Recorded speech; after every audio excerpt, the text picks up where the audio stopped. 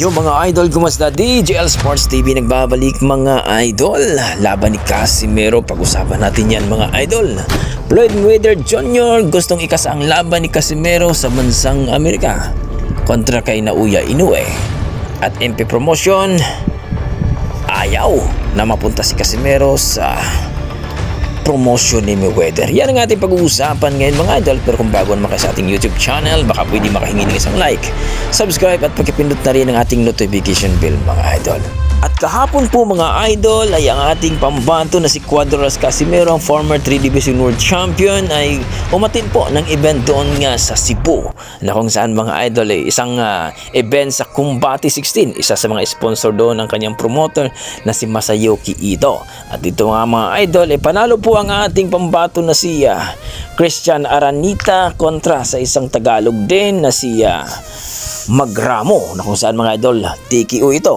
Sa round 1 pa lang, walang nagawa si Magramo mga idol, kundi tinigil na lang ng referee. Well mga idol, kitang-kita nga doon mga idol na kung saan na excited at talagang ang mga tao nag-aantay sa announcement kuno ni Cuadro Casimero dito kay Marlon Tapales. Pero wala po mga idol, at hanggang ngayon ay wala pa pong announcement ang ating Masayuki Ito, ang TVP promotion, na kung saan mga idol nag-aantay talaga ang mga boxing fans kung sino ang makakalaban ni Cuadro Casimero.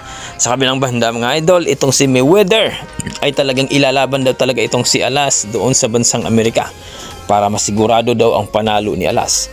Dahil kung doon daw sa Japan ilaban si Casimero versus Inoue, delikado daw, baka mamikos-mekos na naman. Alam naman natin na mahilig ito sa paturok itong si Naoya Inoue sa kanyang pen reliever. Alam naman natin mga idol na makapangyarihan itong si Mayweather kung sakaling makapirma ito ng kontrata si Casimero, kung sakaling hindi na siya mag-renew dito kay sa TBP o Treasure Boxing Promotion sa katauhan ni Ito. Well mga idol, hindi po posibleng talagang posibleng mangyari yan mga idol, sapagkat alam naman ang business mga idol. Kung hindi kayang ilaban ng Hapon dito si Casimero kay Naoya Inoue, well mga idol ay mag-iisip po ang manager dyan.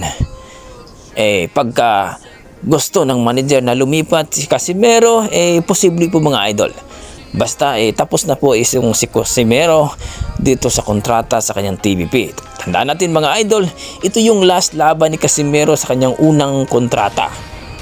May isang laban na lang si Casimero at matapos ang kanyang kontrata. Kung sakaling hindi mag-renew si Casimero, well, pwede siyang pumirma ng kontrata dito sa Floyd Mayweather Promotion. Kayo mga idol, maganda kaya na sa Floyd Mayweather Promotion si Casimero para maikasa ang laban ni Casimero versus Inoue doon nga sa bansang Amerika sa Las Vegas? I-comment mo na sa baba mga idol para ating pag-usapan. Sa kabilang banda mga idol, MP President Sean Gibbons ay dismayado nga sapagkat ayaw ngang bumalik itong si Cuadro Casimero sa kanyang poder, sapagkat gusto daw talaga ni Sean Gibbons na siya ang mag-promote sa laban ni Naoya Inoue at ni Casimero, sapagkat business partner daw niya itong si Mr. Honda, kaya madali daw niyang ikasa. Well mga idol, ayaw nga ng Casimero Brothers na babalik na sa MP. Mas gugustuhin pa daw nila mga idol na hindi naman mag-boxer kung babalik sa MP. Ayun nga yan si Cuadro it's my boy. Well mga idol, mas gugustuhin pa ayon sa mga boxing fans na mas okay pa doon sa Floyd Mayweather Promotion kaysa MP. Ano masasabi niya dito mga idol? I-komento mo sa baba mga idol para ating pag-uusapan. Maraming salamat.